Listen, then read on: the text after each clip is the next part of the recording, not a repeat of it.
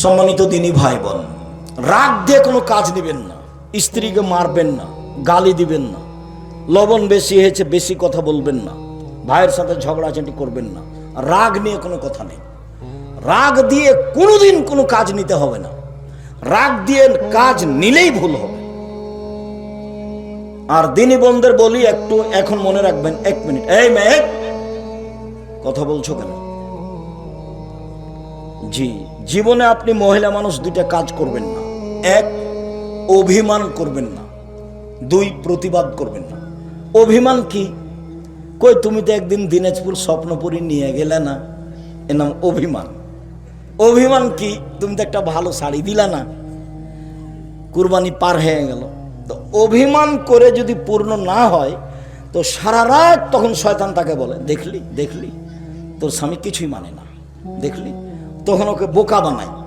বোকা বানাতে বানাতে বানাতে ও খালি ঘুমই হয় না তার, সারা রাত খালি ওটাই ভাবছে, আসলেই তো কোনোদিন তো কিছু দেয়নি। এগুলো ওকে বারবার কে বলে দিচ্ছে বলেন তো? শয়তান। এবার সকালে উঠে বলছে তোমার সংসারই করবো না। তখনই বলছে সংসার করবি না, যা। তখন বলছে তুই এখনই আমাকে ছেড়ে দে। এই যে এই চলছে এখন। তো একবারে এক পর্যায়ে বলছে এক্ষুনি তালাক দিয়ে দে, মানে বুদ্ধি কমে গেছে, এর মানে রাগ। এখন বলছে যা, তোকে 1 তালাক 3 তালাক 10 তালাক 100 তালাক দিলাম। যখন তালাক দেওয়া হয়ে গেছে শয়তান চলে যায়। 3টা ছেলে যে তালাক দেওয়া শেষ হয়ে গেলে শয়তান আর নেই, বোঝা যায় না কথা। তালাক দেওয়া শেষ হয়ে গেলে শয়তান চলে যাবে। এখন দেখেন কেমন বিপদ। যদি মামলা করে, পরের দিন স্বামী স্ত্রী ও থাকবে এতে কাঠগড়া একদিকে, থাকবে একদিকে, আর মামলা তার পক্ষে। কাজেই মহিলা মানুষকে আমি বলতে চাই, আপনি অভিমান করবেন না। অভিমান করলে শয়তান সুযোগ পাবে। আর প্রতিবাদ করবেন না। তোমার মা এ কথা বললো কেন, তোমার বাপ এ কথা বললো কেন, এর নাম হলো প্রতিবাদ। করলে শয়তান খেপাবে। আপনি বলবেন যেভাবে আপনি খুশি সেভাবে আমি খুশি, যাতে আপনি খুশি তাতে আমি খুশি। মোটা কাপড়ে আপনি খুশি তো মোটা কাপড়ে আমি খুশি, চিকন কাপড়ে আপনি খুশি তো চিকন কাপড়ে আমি খুশি। আমি আপনার পায়ের নিচে জীবন বিলিয়ে দিতে চাই, আমি নিজে থেকে কিছু বলতে চাই না। তখন শয়তান কোনো কাজ পাবে না, চুপটি লেগে চলে যাবে, এখানে কোনো কাজ নেই। এই জন্য আপনি সংসারে কোনোদিন অভিমান করবেন না আর প্রতিবাদ করবেন না। অভিমান আর প্রতিবাদ করলে সংসারে আপনাকে শয়তান একবারে খেপে তোলে, বোকা বানিয়ে তালাক পর্যন্ত পৌঁছে একটা ঝগড়া লাগিয়ে একটা করে দিয়ে চলে যাবে। সম্মানিত দিনী বোন, 2, রাগ নিয়ে কোনো কথা নেই। 3, অলাফিনানিন নাস, মানুষকে মাফ করতে হবে। আচ্ছা ঠিক আছে, যা হয়েছে হয়েছে, মাফ করলাম, ছাড়। এখন সমাজ এমন, কেউ কাউকে ছাড় দেয় না। ছাড় বলে কোনো জিনিসই নাই। যার কারণে মারামারি, যার কারণে হইচই, যার কারণে গন্ডগোল, কেউ কাউকে মানে না। ও বলছে যে আমাকে নমিনেশন দেয়নি, কেমনে দেয়নি তা দেখে ছেড়ে দেবো। ও কেমনে পাই, মানে ছাড় বলে কোনো জিনিস নাই। অথচ ছাড় না থাকলে সংসার চলবে না, ছাড় লাগবে। অলাফেনের নাস, মানুষকে মাফ করতে হবে। 3টে পথ জান্নাতের, এটা হলো সদাচরণের বড় দিক। 1, ধনী হলেও দান, গরিব হলেও দান। ধনী মানুষ 50,000, গরিব মানুষ 5 টাকা। 2, রাগ দিয়ে কোনো কাজ নেই। 3, মাফ। সম্মানিত দিনী ভাই বোন, সদাচরণ। সদাচরণ এমন একটা জিনিস যা দিয়ে সবচেয়ে দামি জান্নাত পাওয়া যায়। সদাচরণ এমন একটা জিনিস যা দিয়ে সবচেয়ে দামি জান্নাত পাওয়া যায়। আবু মুসা আশারী রাদিয়াল্লাহু তাআলা আনহু বলেন, রাসূল সাল্লাল্লাহু আলাইহি সাল্লাম একদা বললেন, শোনো, ইন্না ফিল জান্নাতে গোরাফ ইরা জাহিরুহা মিন বাতিনিহা বাতিনুহা মিন জাহিরিহা। জান্নাতে এত দামি দামি উন্নত মানের ঘর আছে যার বাহির থেকে ভিতর দেখা যায়, ভিতর থেকে বাহির দেখা যায়, খালি টক টক টক টক করছে। সাহাবীগণ বলছেন লেমান হাজিহি, আল্লাহ রাসূল এত দামি ঘর কে পাবে? তখন আল্লাহ রাসূল বলছেন লেমান আলানাল কালামা, যার স্বভাব ভালো নরম সে পাবে, যার চাল চলন ভালো সে পাবে।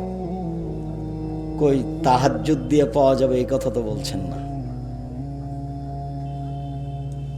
যার ভালো চাল চলন সে দামি জান্নাত পাবে। ভালো চাল চলন দিয়ে জান্নাতুল ফেরদাউস পাওয়া যাবে এমন কোনো ইবাদত নাই দুনিয়াতে যার বিনিময় সরাসরি জান্নাতুল ফেরদাউস, শুধুমাত্র ভালো ভালো চাল চলন ছাড়া। উমামা বাহিনী রাদিয়াল্লাহু তাআলা আনহু বলেন, রাসূল সাল্লাল্লাহু আলাইহি সাল্লাম বলেন, পৃথিবীর মানুষ মনে রেখো, আনা জাইমুন বে বাইতিন লেমান তারাকাল মেরাহ ওয়া ইন কানা মুহিক্কা, কেউ যদি তর্ক ছেড়ে দেয় সত্য হলেও তর্ক করবে না। আব্দুর রাজ্জাক সাহেব এটা বলেছেন, আরে না এটা বলেছেন, আরে না এটা বলেছেন, ঠিক আছে আমি গেলাম, আসসালামু আলাইকুম, আপনার সাথে কোনো কথা নেই। সত্য হলেও কেউ যদি তর্ক ছেড়ে দেয়, আমি মুহাম্মদ সাল্লাল্লাহু আলাইহি সাল্লাম তাকে জান্নাতে একটা ঘর নিয়ে দেব। এক, দুই, অবে বাইতিন ফিরাবাজিল জান্নাহ লিমান তারাকাল কিযবা ওয়া ইন কানা মাযিহ, মজাক করে হলেও যদি মানুষ মিথ্যা কথা না বলে তাহলে আমি তাকে জান্নাতের মাঝামাঝিতে একটা ঘর নিয়ে দেব। মিথ্যা কথা বলা হবে না। মিথ্যা দিয়ে সমাজ গড়া, এখন সমাজ কি দিয়ে গড়া? মিথ্যা দিয়ে। ধোঁকাবাজ, মিথ্যুক, শয়তান, নিম্ন শ্রেণীর মানুষ। বাপে বলছে যে মিথ্যা কথা বলে পার হয়ে গেছিস বেটা, ভালো হয়েছে, তুই বুদ্ধিমান বেটা। ও হলো ধূর্তু, যে মিথ্যা কথা বলে সে হলো ধূর্তু, চালাক, ও বুদ্ধিমান নয়, ও খারাপ, ও ইতর শ্রেণীর মানুষ, ও নিম্ন শ্রেণীর মানুষ। আর বাপ যদি ওকে সহযোগিতা করে, ওর বাপও ইতর শ্রেণীর মানুষ। সদাচরণ কি জিনিস তা জানেন। এই ছেলে, সম্মানিত দিনী ভাই বোন, এবার আল্লাহ রাসূল বলছেন আলাল জান্নাহ লিমান হাসানা খুলুকাহু, কেউ যদি তার চাল চলনকে ভালো করে আমি মুহাম্মদ সাল্লাল্লাহু আলাইহি সাল্লাম তাকে জান্নাতুল ফেরদাউস নিয়ে দেব। এইবার জীবনে কোনোদিন আপনি মহিলা মানুষ ননদের সাথে ঝগড়া করতে পারবেন না। স্বামীর পক্ষ হয়ে ননদের বিরুদ্ধে মুখ খুলবেন না। ননদ যা বলছে বলছে। জীবনে কোনোদিন আপনি জায়ের সাথে ঝগড়া করবেন না। বড় যা যা বলেছে বলেছে, মুখখান বন্ধ রাখবেন। আর জায়ের সাথে যদি গন্ডগোল হয়ে থাকে তাহলে আজকেই শখ ভোর হতে হতে ক্ষমা নিতে হবে।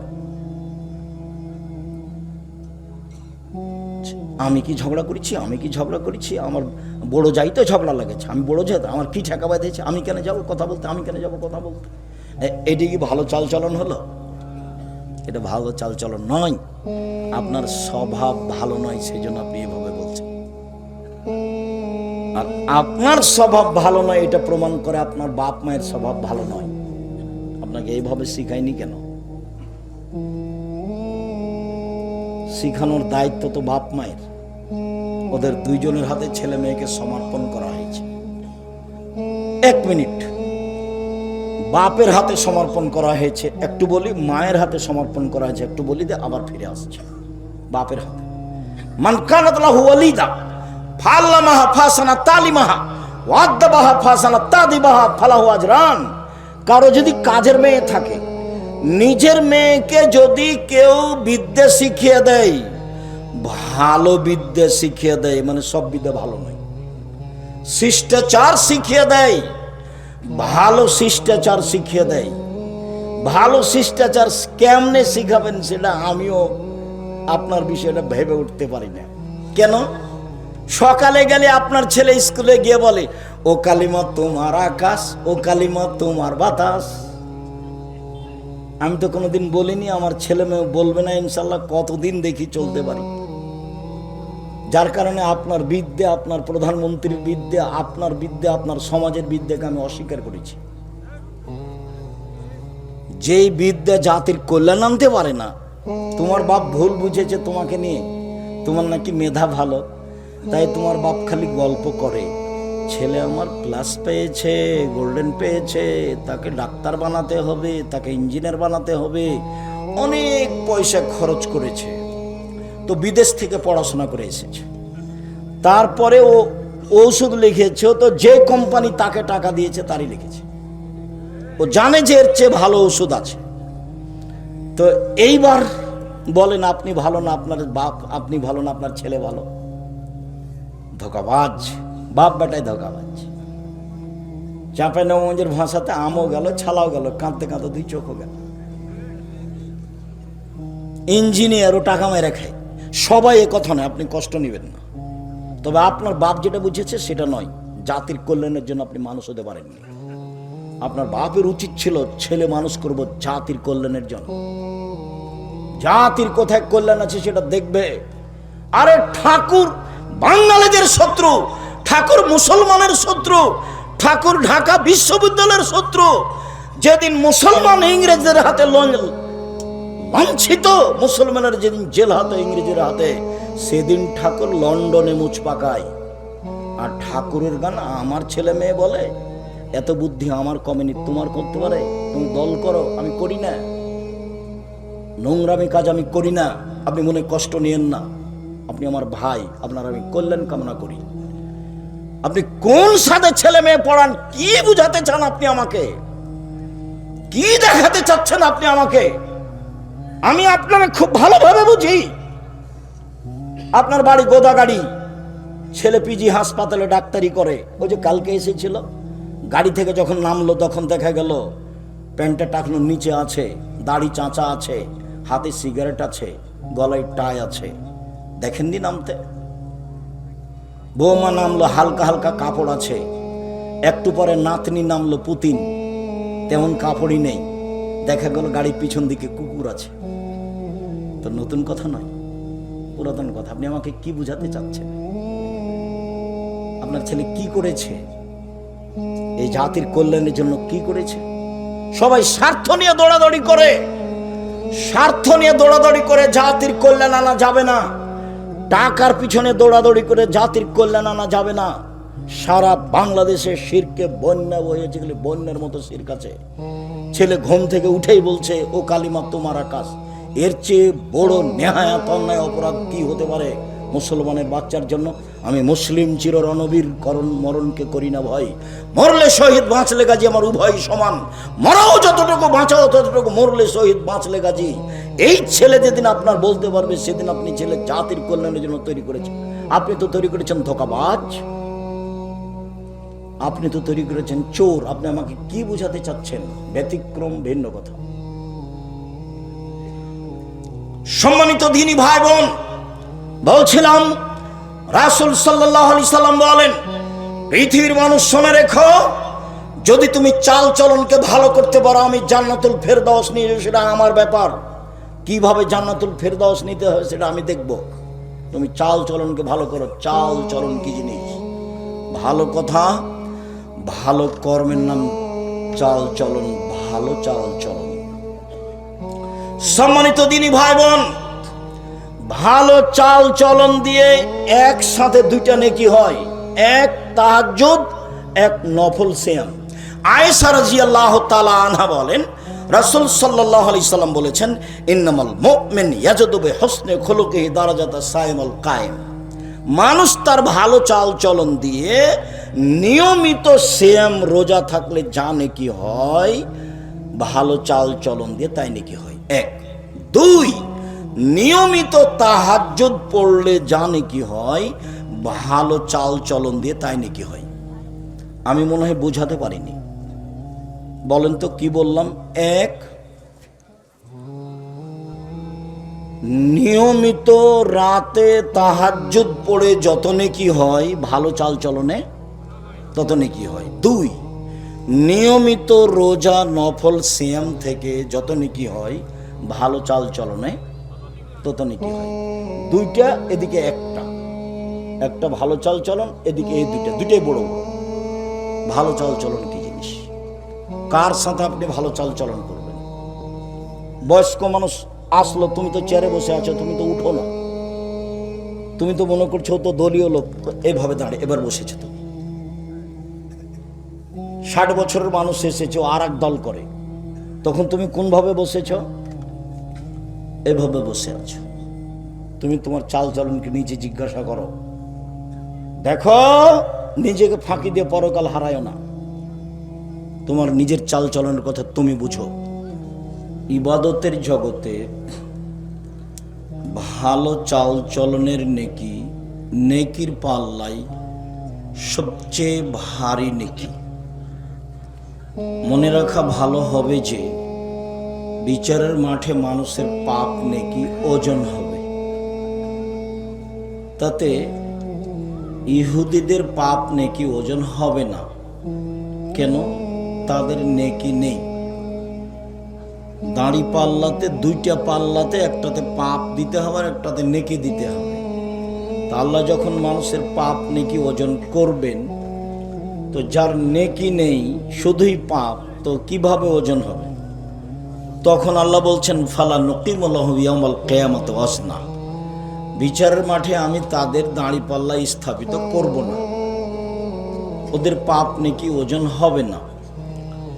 খ্রিস্টানদের পাপ নেকি ওজন হবে না। কেন? তাদের নেকি নেই। হিন্দুদের পাপ নেকি ওজন হবে না। কেন? তাদের নেকি নেই। যারা শিয়া কাদিয়ানি আকিদায় মাইর খেয়েছে, তাদের পাপ নেকি ওজন হবে না। কেন? তাদের নেকি নেই। কিভাবে বিচার হবে? ইউখাযু বিল কাওয়ায় ওয়ান নাওয়াসিবিল আকদাম, বিচারের মাঠে তার মাথা এবং পা একসাথে ধরে জাহান্নামে নিক্ষেপ করা হবে, পাপ নেকি ওজন ছাড়াই। বিচারের মাঠে মানুষের পাপ নেকি ওজন হবে। তাতে নেকির পাল্লাই সবচেয়ে ভারী নেকি হবে ভালো চাল চলনের নেকি। এই কথাটা আগে আমরা দলিল দিয়ে পেশ করি, প্রমাণ করি, তাহলে আমরা বুঝবো যে কথাটা ঠিক। এই ছেলে, যে ছেলেটা হাঁটছে আপনার পাশ দিয়ে যাচ্ছে, আপনি খেয়াল করছেন না কেন? আর আপনারা যারা দাঁড়িয়ে আছেন, কেন এটা জায়গা নাই নাকি সেটা আমি বলতে পারবো না। যদি জায়গা থাকে তাহলে দাঁড়িয়ে থাকাটা আমি পছন্দ করি না। আপনি এক সময় কষ্ট পাবেন, এটা আমি চাইনি। আমি চাচ্ছি আপনি ভদ্রতা বজায় রেখে যেখানে জায়গা আছে একটু বসে আলোচনা শোনেন। আমি আপনার জন্য এসেছি, যদিও আমি আপনার বাড়ির মানুষ, গ্রামের মানুষ, তারপরেও আমি চাচ্ছি যেহেতু আমি আপনার জন্য এসেছি, কাজে আপনি বসে কথা শুনবেন, এটা আমি চাই। আমাদের পক্ষ থেকে জোরালোভাবে বলা থাকছে যে আপনারা বসে। এই ছেলে, এখানে দাঁড়িয়ে আছো কেন? শরম পাও না? ওভাবে দাঁড়িয়ে আছো কেন? বসো, ওই যে পিছনে জায়গা আছে, গিয়ে বসো। সম্মানিত দিনী ভাই বোন, বিরক্ত হওয়ার কিছু নেই। আর আমার দিনী বোনেরা যারা আছেন, অনেকক্ষণ যাবত হইচই করলেন, কেউ গেছেন, কেউ আছেন, ভদ্রতা বজায় রাখেন। আপনার স্বামী আপনার সাথে কিভাবে আচরণ করবে আর আপনি আপনার স্বামীর সাথে কি আচরণ করবেন তা নিয়ে আমাদের কথা আছে। আপনার সাথে আমাদের অনেক কথা আছে। আশা যে আপনি ভদ্রতা বজায় রেখে বসে আলোচনা শুনবেন। আপনি মহিলা মানুষ, আর একজনের সাথে কথা বলা এখন প্রয়োজন মনে করিয়েন না। আবু দারদা রাদিয়াল্লাহু তাআলা আনহু বলেন, রাসূল সাল্লাল্লাহু আলাইহি ওয়াসাল্লাম বলেছেন, ইন্না আসকালা শাইইন ইদাউ ফি মিজানিল মুমিনি ইয়াউমাল কিয়ামah খুলুকুন হাসান। বিচারের মাঠে মোমেন পুরুষ নারীর নেকির পাল্লাই সবচেয়ে যেটা ভারী নেকি রাখা হবে সেটা হলো ভালো চাল চলনের নেকি। সবচেয়ে ভারী নেকি। হজের নেকি যত ভারী, ভালো চাল চলনের নেকি তার চেয়ে হাজারো গুণ বেশি ভারী। দান খায়রাতের নেকি যত ভারী, ভালো চাল চলনের নেকি তার চেয়ে হাজারো গুণ বেশি ভারী। তাসবিহ তাহলিল জিকির আজকারের নেকি যত ভারী, ভালো চাল চলনের নেকি তার চেয়ে হাজারো গুণ বেশি ভারী। আল্লাহ রসুল বলছেন, ইন্না আফকালা শাইইন, সবচেয়ে ভারী। ওটা তো সবাই বুঝবেন না, যারা আলেম ওলামা ইসিম তাফজিল তারাই বুঝবেন অধিক। সবচেয়ে ভারী নেকির পাল্লায় যে সব নেকি উঠবে, তার সবচেয়ে ভারী নেকি হলো ভালো চাল চলনের নেকি।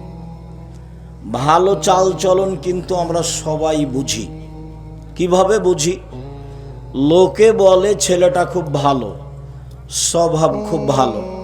ঠিকই বলছো, একদিন আমাদের এলাকাতে এসেছিল, তো কথা বলছিল, খুব ভালো লাগছিল, খুব ভদ্র ছেলে।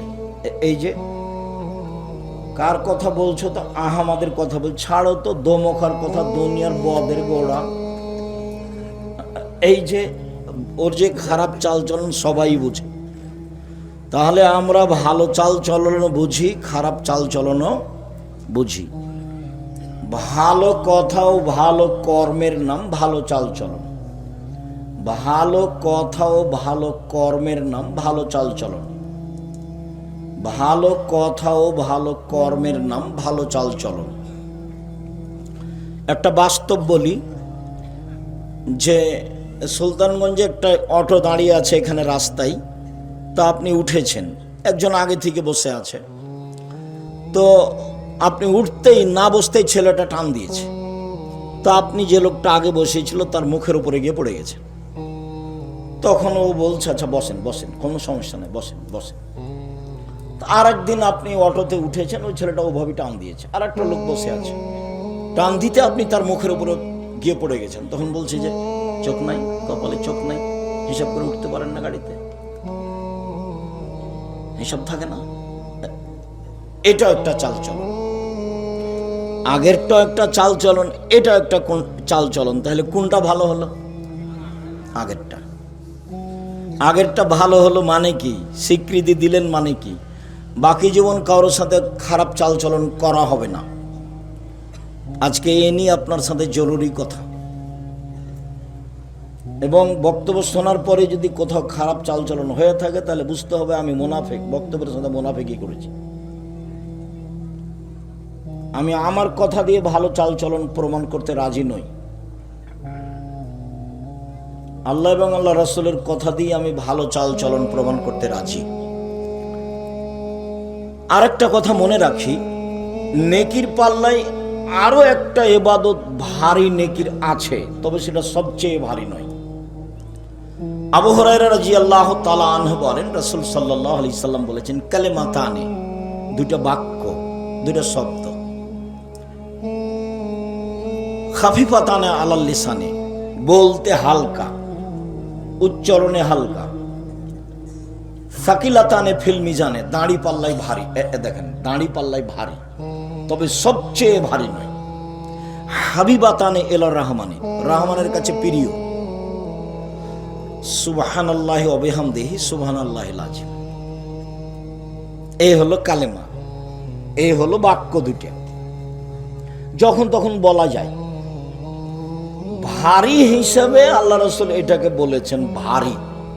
এর যেটা নেকি সেটা দাঁড়ি পাল্লায় ভারী,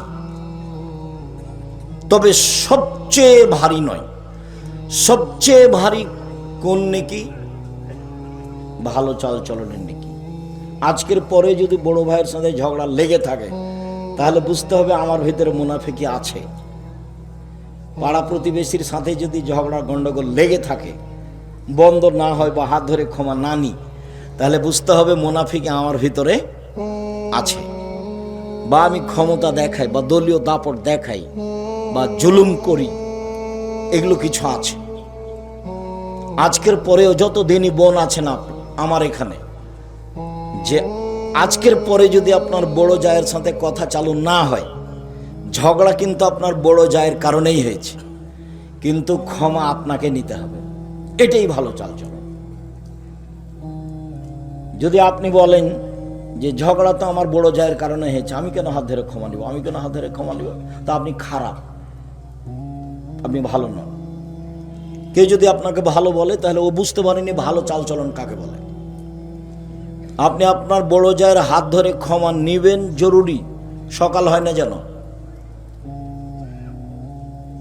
অতএব ভালো চালচলন থাকতে হবে, আপনি বাধ্য। চলুন, আল্লাহ তাআলা যেভাবে ভালো চালচলনের কথা বলেন, আল্লাহ তাআলা বলেন ইদফা বিল্লাতি হি আহসান। মুহাম্মদ সাল্লাল্লাহু আলাইহি সাল্লাম, আপনি মানুষের সাথে কথা বলার সময় মানুষ যা বলছে আপনি তার চেয়ে সুন্দর বলবেন, আপনারটা তার চেয়ে ভালো হয়। জীবনে কোনোদিন কেউ আপনাকে গালি দিল পাল্টা গালি দিবেন না, প্রতিশোধ নেই জীবনে। জীবনে দুইটা ত্যাগ থাকতে হবে আপনার, যে কোনো মূল্যে প্রতিশোধ নিব না, যা হবে হবে, প্রতিশোধ নেই। আর পিছনে কথা নেই, বদনাম। আমার জমি জায়গা লুটে নেক, বাড়িঘর লুটে নেক, যা হবে হোক। আমাকে ফেন্সুগঞ্জ সিলেটের ওসি বলছে যে মামলা আমি চালাবো, খালি আপনি সিগনেচার করেন। তা আমি বলছি আমি মানুষের বিরুদ্ধে মামলা করি না, আমি মানুষের বিরুদ্ধে মামলা করব না। যারা আমার উপরে ক্ষিপ্ত তারা গালি দেয়, যখন গালি দেওয়া শুরু করে তখন আমার মা বোনকে দিয়ে শুরু করে। তো যখন ও বন্ধ করে দেয় তখন আমি আবার রিং দিয়ে বলি ভাইজান আরো মনে হয় গালি বাকি ছিল, মনে হয় টাকা শেষ হয়ে গেছে, তা আপনার যদি কিছু গালি থাকে তাহলে দিয়ে নেন। আমি মানুষের বদনাম, মানুষের গালিকে কোনোদিন কাঁধে নিনি, ওকে আমি বহন করি না। আত্মীয় স্বজন, পাড়া প্রতিবেশী যে যেখানে আছে, কারো মন্দ কথা আমি বহন করি না, আমি ওটা প্রয়োজনও মনে করি না। আমি কারো মন্দ কথা আমার উপরে যেটা বলা হয়েছে সেটা আমি ধর্তব্যেই রাখি না, ওটা আমি বিবেচনাতেই রাখি না। সম্মানিত দিনী ভাই বোন, আল্লাহ তাআলা বলেন ইদফা বিল্লাতি হি আহসান। মুহাম্মদ সাল্লাল্লাহু আলাইহি সাল্লাম কথা বলার সময়তে প্রতিপক্ষ যা বলেছে আপনি তার চেয়ে ভালো বলবেন। ও বলেছে এই কি মনে করিস তুই, তোকে দেখে নিব, চাপা নামাজের ভাষা। এই হাবিল, তোকে আমি হত্যা করব। কাবিল বলছে, তা হাবিল বলছে যে তুমি আমাকে হত্যা করো করো, আমি তোমাকে হত্যা করব না। তো রাসূল সাল্লাল্লাহু আলাইহি সাল্লাম বলছেন দেখো কাইফা বিকুম ওয়া বিজামানিন, তোমাদের কি হবে, যুগের কি হবে, তোমাদের কি হবে, যুগের কি হবে। এদা উবকিতুম ফি হুসালাতি মিনান নাস, যখন তোমরা থাকবে আগাছার মাঝে, সমাজে কেউ ভালো মানুষ থাকবে না, সব ভালো বদের গোড়া, শয়তান ইতর শ্রেণীর মানুষ। দোকানে বসে থাকে, ল্যাংটা বেটি ছেলে দেখে আর একজনের বদনাম করে আর গিবাত করে, জেল হাজতে দেওয়ার চেষ্টা করে আর ধোকা দেয়, ফাঁকি দেয়, এভাবে দিন কাটায়। 12টা 1টা পর্যন্ত দোকানে বসে থাকে। ওটা তো আপনার ছেলে, ও কি হিন্দু নাকি? ও হিন্দুর ছেলে, জবাব আমি দেবো, আমি কেন দেবো? ওই যে আপনার মেয়ে এখন দোকানে দাঁড়িয়ে আছে, জিনিস কিনছে, ও তো বক্তব্য শুনতে এসেছে, তো দোকানে কেন দাঁড়িয়ে আছে, জবাব আমি দিব। আপনি দেন, দেওয়ার জন্য প্রস্তুত থাকেন। তা আপনি কি এখন বলবেন যে আমি দেখে নিব? কাবিল হাবিলকে বলছে এটুকু বলি, তোমাদের কি হবে, যুগের কি হবে, তোমাদের কি হবে, যুগের কি হবে। যখন সমাজে কোনো আমানতদারি থাকবে না, সবাই আত্মসাৎকারী, আর সমাজে এমন মারামারি লাগবে, এই মারামারি এভাবে ঢুকবে মানুষের ভিতরে, একটা আর একটার মধ্যে যেমন ঢুকে গেল, কেউ কাউকে মানবে না, তখন তোমাদের কি হবে, যুগের কি হবে।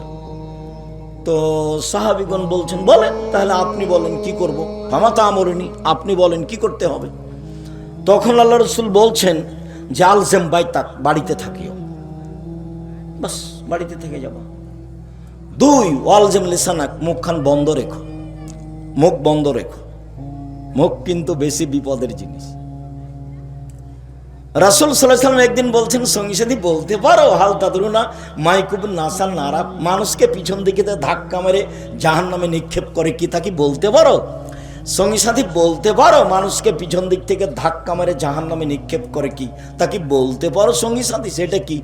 তো আল্লাহ রাসূল বলতে বলতে ফাঁক হাজা লেসানো, জিবাটা ধরে নিচ্ছে। এই জিবা মানুষকে পিছন দিক থেকে কি করে, ধাক্কা মেরে জাহান্নামে নিক্ষেপ করে। একদিন আল্লাহ রাসূল বলছেন, হাল তাদরুনা, সঙ্গী সাথী বলতে পারো মায়ের সর মায়ের গুলো নাসান নারা, মানুষকে বেশি বেশি জাহান্নামে নিক্ষেপ করে কি, তা কি বলতে পারো সঙ্গী সাথী? তোমরা কি বলতে পারো মানুষকে বেশি বেশি জাহান্নামে নিক্ষেপ করে কি?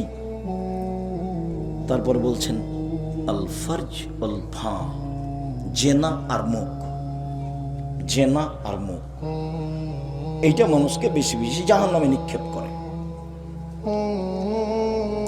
রাসূল সাল্লাল্লাহু আলাইহি সাল্লাম একদা বলছেন, পৃথিবীর মানুষ শুনে রেখো, মাইয়াজমাল্লি মা বাইনা আল্লাহি ওয়া মা বাইনা রিজলাই আজমাল্লাহুল জান্নাহ, তোমরা যদি দুইটা জিনিসের জিম্মেদারি নিতে পারো, কিভাবে জান্নাতে নিয়ে যেতে হবে সেটা আমি দেখবো, আমি জিম্মেদারি নিলাম, তোমাকে আমি জান্নাতে নিয়ে যাবো, সেটা আমার ব্যাপার, কিভাবে নিয়ে যাব।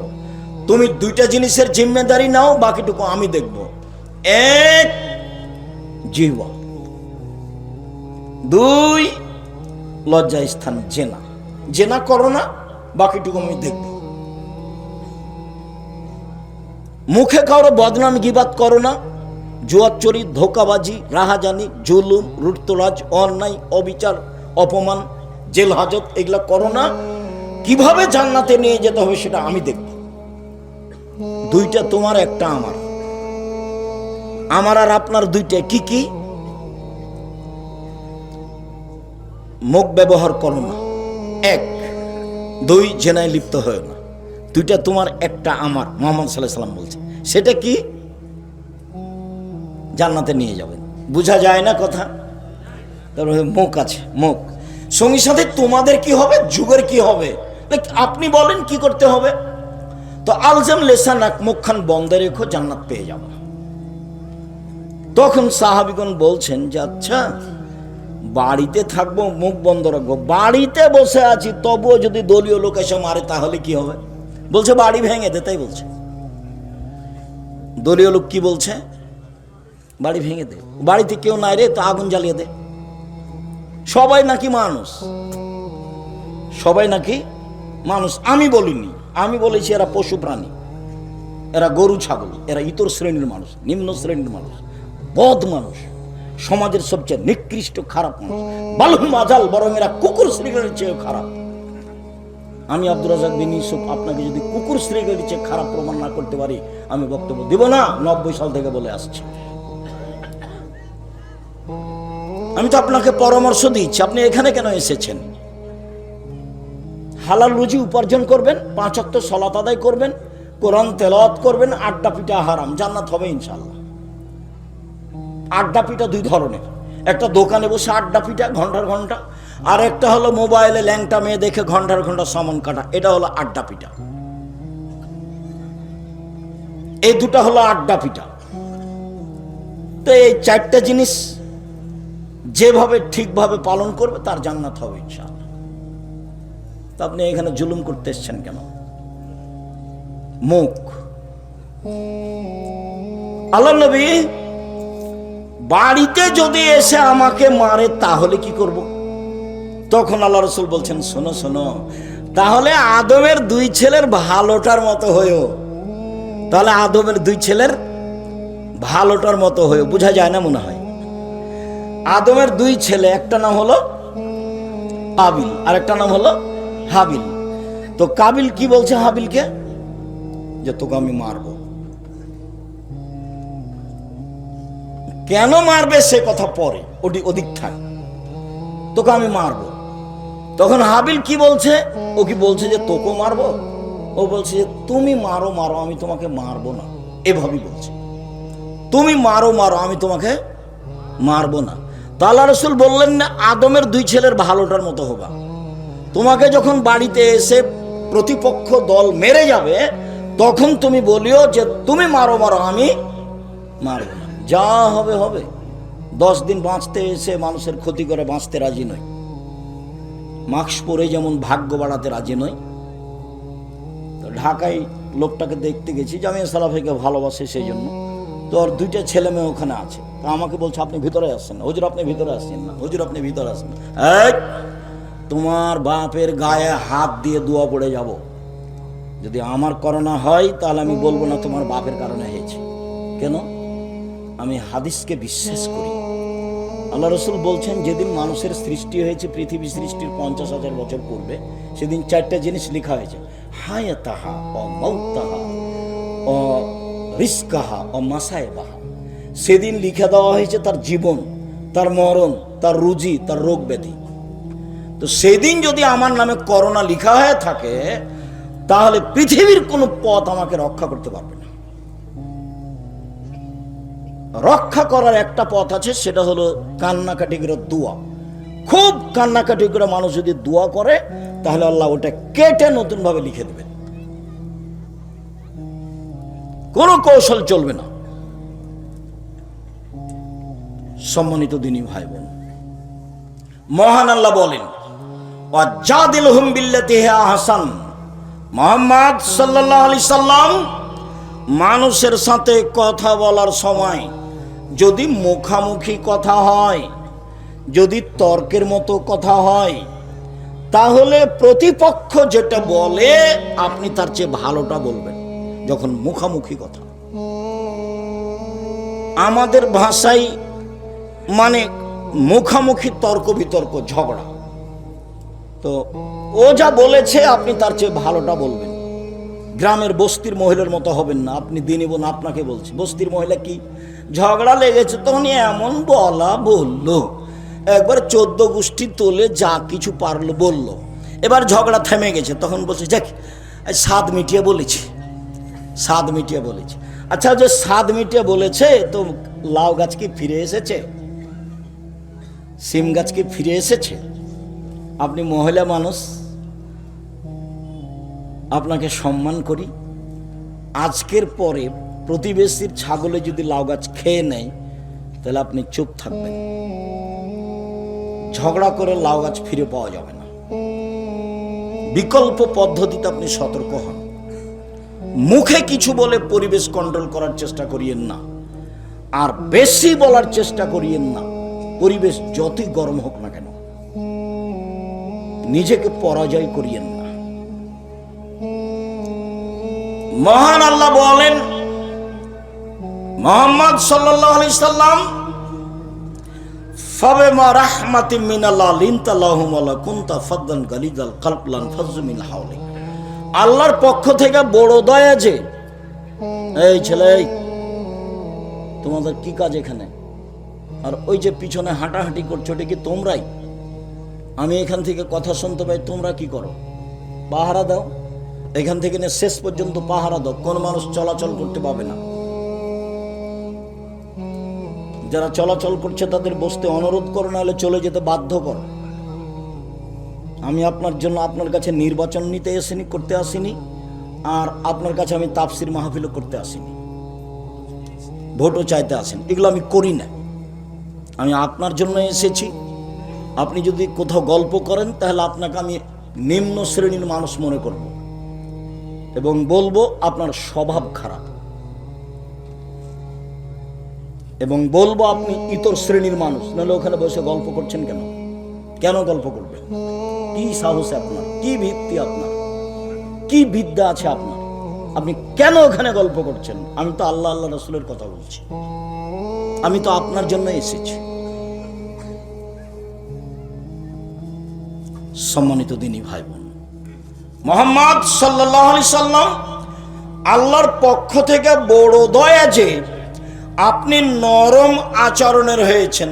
আপনার আচরণ যদি কর্কশ কঠোর হতো, তাহলে মানুষ আপনার পাশ থেকে সরে যেত। শোনেন, এক, ফাফু আনহুম, মানুষকে মাফ করেন। যারা যে অন্যায় করেছে তাকে মাফ করেন। আপনার জীবনটা শুধু মাপ, শুধু খালি মাপ করেন।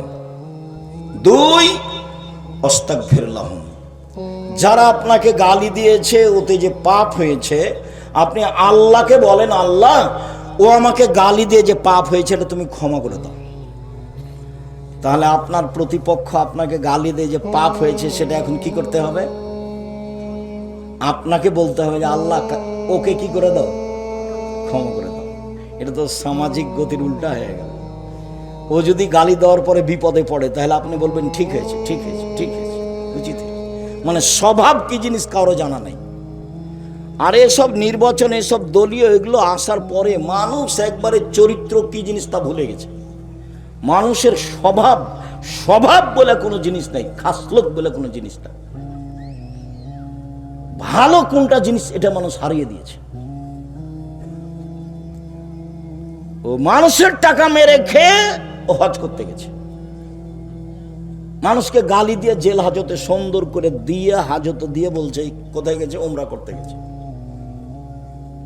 এভাবে ধর্ম এভাবে পালন করছে, অত সহজ নয়। সম্মানিত দিনী ভাই বোন, আজকে এখান থেকে উঠতে হবে মাটির মানুষ, মাটির মানুষ হয়ে।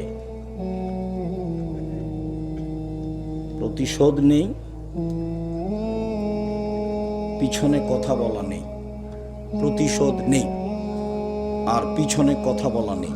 জীবনে কোনোদিন মানুষের বদনাম করব না, জিন্দেগিতে করব না, যা হবে হবে। আমাকে যদি একবারে লুটে খেয়ে নেয়, ধুয়ে ছেড়ে দেয়, তবু আমি তার কথা মুখে নেব না। যে কোনো মূল্যে আসতেই হবে এ পথে। পৃথিবীর মানুষ, তোমরা দুইটা জিনিসের জিম্মেদারি নাও, জান্নাতে কিভাবে নিয়ে যেতে হবে সেটা আমি দেখব। এক, মুখ, মুখ ব্যবহার করো না, কারো বদনাম করো না, কারো গীবাত করো না, কাউকে অপমান করো না, কারো ক্ষতি করো না। দুই, জেনা করো না, বাকিটুকু আমি দেখব। হাদিস তো বুখারী মুসলিম। বাকিটুকু জান্নাতে কিভাবে নিয়ে যেতে হয় সেটা আমি দেখব। মুহাম্মদ সাল্লাল্লাহু আলাইহি সাল্লাম মানুষকে মাফ করুন। দুই, মানুষ যে আপনাকে গালি দিয়ে পাপ করেছে এর জন্য আপনি আল্লাহকে বলেন আল্লাহ ওকে ক্ষমা করে দাও। এটা আমাকে আপনাকে করতে হবে, ওরই জন্য ক্ষমা চাইতে হবে। মহান আল্লাহ বলেন, আল্লাযীনা ইনফিকুনা ফিস সাররাই ওয়াজ যাররাই ওয়াল কাযিমিনাল গায়জ ওয়াল আফিনা আনিন নাস। জান্নাতে যাওয়ার তিনটা পথ। এক, সচ্ছল অসচ্ছল উভয় অবস্থায় দান করতে হবে। সুলতানগঞ্জের এটা কওমি মাদ্রাসা। ভারত, বাংলাদেশ, পাকিস্তানে কোরআন হাদিস টিকিয়ে রাখার একটাই মাধ্যম হচ্ছে কওমি মাদ্রাসা। আমরা কওমি মাদ্রাসাতেই পড়েছি, কওমি মাদ্রাসায় শিক্ষকতা করি, আমাদের জীবন কওমি মাদ্রাসার উপরেই আছে। বিদ্যে, ইসলাম ধর্ম, কোরআন হাদিস টিকিয়ে রাখার এটাই মাধ্যম। আপনারা এত লোক আছেন এলাকায়, টাকা পয়সা ইনকাম করেন, আর আপনাদের কওমি মাদ্রাসার 7 মাসের বেতন বাকি থাকে, এটা কেমন হয়ে গেল কথা না? তা হবে কেন? মাসে 40 লক্ষ টাকা বেতন লাগে। জামিয়া সালাফিয়া কোনো বিত্তশালী দিয়ে চলে না, জামিয়া সালাফিয়া কোনো সংস্থা দিয়ে চলে না, জামিয়া সালাফিয়া কোনো বৈদেশিক টাকা দিয়ে চলে না, জামিয়া সালাফের অধীনে কোনো কোম্পানি নেই। জামিয়া সালাফি চলে কচুর পাতার পানি, যেমন কচুর পাতার পানি বাতাস আসলে এ পড়লো এ পড়লো এ পড়লো, এরকম আপনি কিছু দেন আমি কিছু দিই, 2000 5000 দিয়ে, এভাবে জামিয়া সালাফিয়া চলে। প্রত্যেক দিন বিকালে 40,000 থেকে 50,000 থেকে লাখের মতো বিল আছে প্রত্যেক দিন। তো আপনারটা এরকম অসহায় থাকবে কেন? ইবাদতের জগতে সবচেয়ে শক্তিশালী ইবাদত হলো দান। দানই একটা ইবাদত যেটা একটা থেকে আরেকটা ঘটাতে পারে। হজ পারে না, রমজান মাসের সিয়াম পারে না, রোজা পারে না। দানই একটা জিনিস যেটা একটা থেকে আরেকটা ঘটাতে পারে। কি ঘটাতে পারে? আপনি আপনার বাপ মায়ের নামে দান করলেন, কবরের শাস্তি বন্ধ হয়ে যাবে। এটা আমি বলিনি, এ কথা মুহাম্মদ সাল্লাল্লাহু আলাইহি ওয়াসাল্লাম বলেছেন। কি হতে পারে? আপনার উপরে আল্লাহ খুব ক্ষিপ্ত, আপনাকে জাহান্নামে দিয়ে দিবেন। দান করলেন, তখন আল্লাহ ওটা মিটে গেছে, রাগ মিটে গেছে, আর কথা নেই। কি হতে পারে? দান করলে পানি দিয়ে যেমন আগুন নিভিয়ে যায়, দান দিয়ে তেমন পাপ মিটে যায়। একজন সাহাবী এসে বলছেন, আল্লাহ নবী, আমার মা হঠাৎ মারা গেছে, কথা বলতে পারলে দান করতেন, আমি দান করলে আমার মায়ের নেকি হবে কি? বলে নাম, হ্যাঁ হবে। হাদিস বুখারী মুসলিম। একজন এসে বলছে, আল্লাহ নবী, আমার আব্বা মারা গেছেন, জমি জায়গা ছেড়ে গেছেন, কোনো ওসিয়ত করে যাননি, আমি যদি আমার বাপের নামে দান করি তাহলে আমার বাপের পাপ মিটে যাবে কি? আল্লাহর নাম, আল্লাহ রাসূল বলেন হ্যাঁ। তখন তিনি বলেননি ছোট পাপ বড় পাপ, তিনি বলেছেন মিটে যাবে। তো বাপের বাড়িতে থাকছেন, খাচ্ছেন, বাপের জন্য কি করলেন, মায়ের জন্য কি করলেন? বেঁচে ছিল তখন তো মন ভরে গালি দিয়েছে, মন খারাপ খুব, মা সবচেয়ে খারাপ মানুষ, অনেক কিছু করেছেন, একটু পরে আসছে। সম্মানিত দিনী ভাই বোন, সচ্ছল অসচ্ছল অবস্থায় দান করলে জান্নাত হবে, এক। দুই, আল কাজ মিনাল গায়জ, রাগ দিয়ে কোনো কাজ নিতে হবে না। আমি আমার চোখে দেখা, যেহেতু আমি দিয়াড়ের মানুষ, কাজে আমি দেখেছি এই লোকগুলো স্ত্রীর ওপরে একটুকু শুকরিয়া আদায় করে না, কৃতজ্ঞতা প্রকাশ করে না। আরে ভোর রাতে উঠে জাঁতাতে আটা পিসেছে, ঢেঁকিতে ধান ভেঙেছে, তারপরে এসে গরুগুলো বাইর করেছে, দিয়ে রুটি তৈরি করেছে, রুটি তৈরি করে মাঠে দিয়ে পাঠিয়েছে, তারপরে গোহিল পরিষ্কার করেছে, তারপরে নুন্দা তৈরি করেছে, তারপরে লোকটা এসে দেখছে যে লাইনতে পানি দেয়নি, তখন বলছে তুই অমুকের বাচ্চা, অমুক লাইনতে পানি দিসনি কেন? তো যে ভোর রাত থেকে এতক্ষণ করলো, ওই একটুকু দাম দেনে, মানে এইটুকু কাজের সরিষা সম পরিমাণ তার কাছে দাম নেই। এটা আমার দুই চোখ দিন রাত দেখছে। কই আপনি তো বলতে পারলেন একবার জাযাকাল্লাহ খায়ের, তুমি অনেক কাজ করেছো, ভোর রাত্রে উঠে পিষেছো, এগুলো রেডি করেছো, আটা সেনেছো, রুটি বানিয়েছো, তারপর বাড়িতে আগুন ছিল না, পাশের বাড়ি থেকে আগুন নিয়ে এসেছে, সব আপনার চোখের উপরে আছে। এরপরে আপনি একটু শুকরিয়া আদায় করতে পারলেন না, জাযাকাল্লাহ খায়ের বলতে পারলেন না? আর সারা জীবন এখন থেকে যদি মরা পর্যন্ত থ্যাংক ইউ বলেন তো এক নেকিও হবে না। এখন থেকে যত মানুষের উপকার করছে সবাইকে কি বলবেন? Thank you. কিয়ামত পর্যন্ত বললে এক নেকিও হবে না, কি বলতে হবে? জাযাকাল্লাহ খায়ের। তা আপনি যে এক গিলাস পানি দিলেন, তো আমি বললাম জাযাকাল্লাহ খায়ের, তো এক গিলাস পানির প্রতিদান দিতে আমি কাকে বললাম? আল্লাহকে বললাম। আরে আমি যদি উত্তর দিতাম আপনার এক গ্লাস পানির, তাহলে আমি বলতাম 5 টাকা নাও, তুমি কাজটা করে দিলে, এটা নিয়ে করতাম। কিন্তু আমি প্রতিদান দেওয়ার জন্য কাকে বললাম? আল্লাহকে। এবার এমন একজনকে বলেছি আপনি আমেরিকায় বিপদে পড়েছেন, লন্ডনে, তখন আমার এই কথাটা আল্লাহর কাছে আছে, ও এতে একদিন পানি দিয়েছিল এক গ্লাস, তো উনি তো বলেছিলেন জাযাকাল্লাহ খায়ের, আচ্ছা ঠিক আছে আমি দেখছি। ও তো সর্বশক্তিমান, কোনো ব্যাপারই নয়।